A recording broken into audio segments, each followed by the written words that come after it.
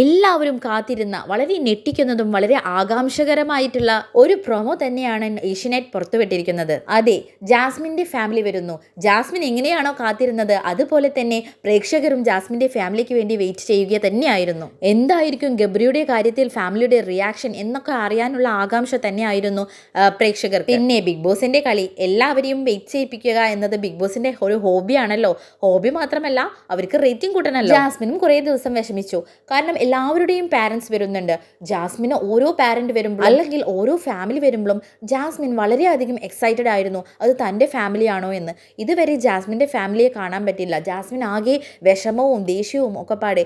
ഇനി താൻ എന്തെങ്കിലും ഇതിൽ തെറ്റ് ചെയ്തതുകൊണ്ട് ഫാമിലിക്ക് ഇഷ്ടപ്പെടാനിട്ടാണോ?